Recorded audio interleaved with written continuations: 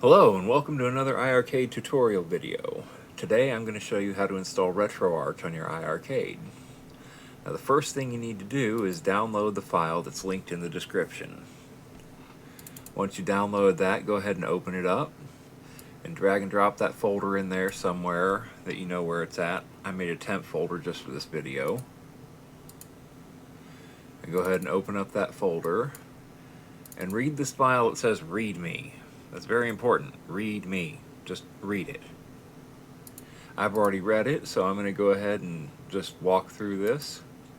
Open up your II Games folder in your MIA directory. Drag and drop that RetroArch iiRcade.zip file on there. Then you want to run MIA. We're going to black out for a second because of the UAC prompt. There we go. Wait for it to recognize the board. And push iiRcade games. And then wait a few seconds because this is a 175 megabyte file. It's going to take a little bit to upload. There we go. We got that part. Now let's go over to our iiRcade. Well, let's press A to install that.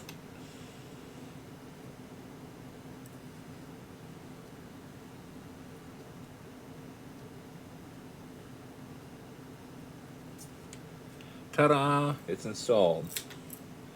Okay, now let's go back over to our PC and let's reboot the iiRcade. The easiest way to do that is with the iiConfig tool. Just select your device from the list and press reboot.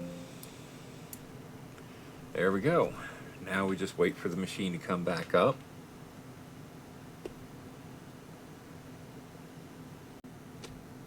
And we're back.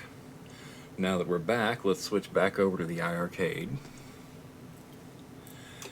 We want to go over to Other. Our RetroArch is installed, and we want to go ahead and just run it. If you want, you can observe the mappings here. It's basically the same as like a Super Nintendo arcade stick. This way games like Street Fighter 2 work just fine, Killer Instinct works just fine with it, most games will work just fine. Now, wait for it to do this extraction. Okay, that's done. Now, you'll probably notice, right now, none of the controls are going to work. That's because we've still got stuff to work on here. So go ahead and exit this, and go back over to your PC. Okay, now, the next step is to run this batch file that says run this after you install and run RetroArch. So we're going to go ahead and run that. It's going to make the appropriate directories, it's going to push a config file, and it's going to push some BIOS files that you're going to need for the ones that pretty much everybody says they want, like Marvel vs. Capcom 2. Now that that's done, press a key. Okay, now you probably want to put some games on it. So I've got a few ROMs that I've prepared here. We're going to drag and drop Third Strike onto this file. It says drag your ROM or folder here. We're just going to let that go. There we go, one file pushed. Now we're going to do Marvel vs. Capcom 2, same way. Drag and drop. Okay, it's uploading. There we go. But what if you want to do, like, let's say a dozen files at a time? Just put those in a folder. Here I've got some NES ROMs, drag those and drop them here. There we go, 12 files pushed.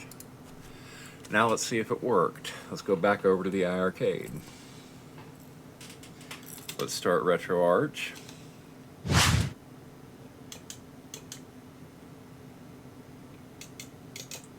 And we've got controls, people. So the next thing you're going to want to do is go to the online updater. Press X, that's your select button. Go to core downloader and find the core that you want. Like, I'm going to want Final Burn Neo if I want to play Third Strike. So let's go ahead and set that up to download. That's installed. And if we want to play Marvel vs. Capcom 2, whether it's the arcade version or the Dreamcast version, you're going to need Flycast. So go ahead and download that. Then I want to play some NES games, so I'm going to download an NES emulator. We'll just do FCE Ultra. Any of these should work fine. There we go. And once you've got your cores downloaded, just keep pressing Y to go back to your main menu. Then you want to go to Load Content. Press X. Go down to RetroArch. Then go down to ROMs, and here's all the games we pushed. Let's go ahead and try Marvel vs. Capcom 2. Now notice Dreamcast games have a tendency to stutter a little bit when they first start up. But once you get into the game, once everything's loaded, everything seems to work fine. So we're going to go ahead and hit start. We're just going to get into a game here.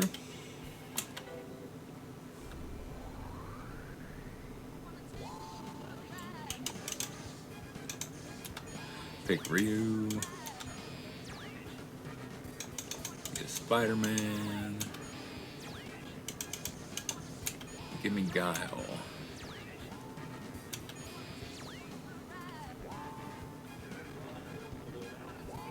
As you see, it's stuttering just a tiny bit, but once we get into the game, it'll play okay.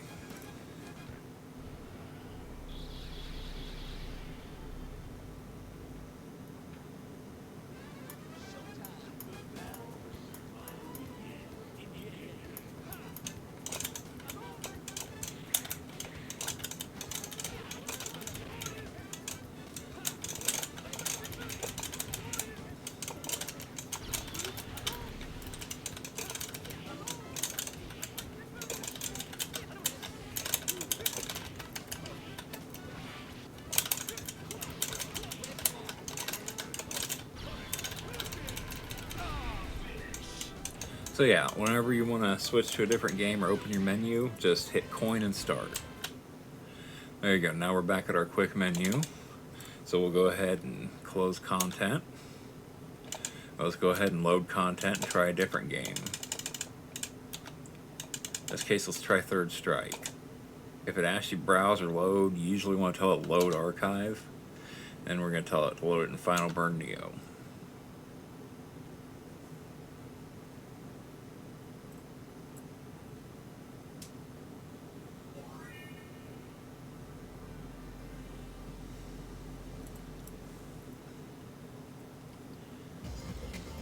And it looks like this one's playing okay so far.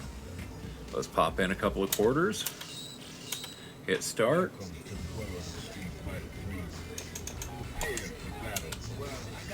As usual, I'm going to pick a Shoto. And we're going to test this game out.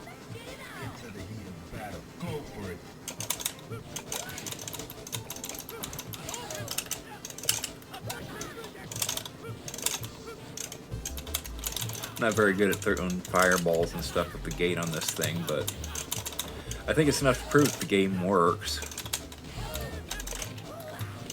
So we're going to hit coin and start again. We're going to close content again. And we're going to try playing the greatest game known to man.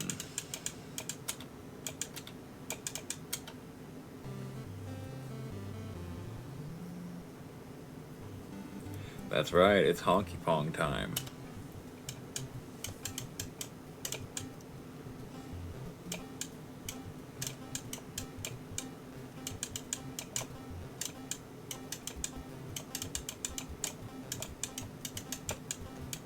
I really need to do an iiRcade port of this game and make it work with the spinners on the GRS deck.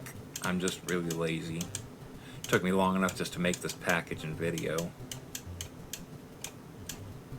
Anyway, that's how RetroArch works, and hopefully you guys can figure it out from here, because I really don't want to provide any more support for this. Anyway, have a nice day, folks.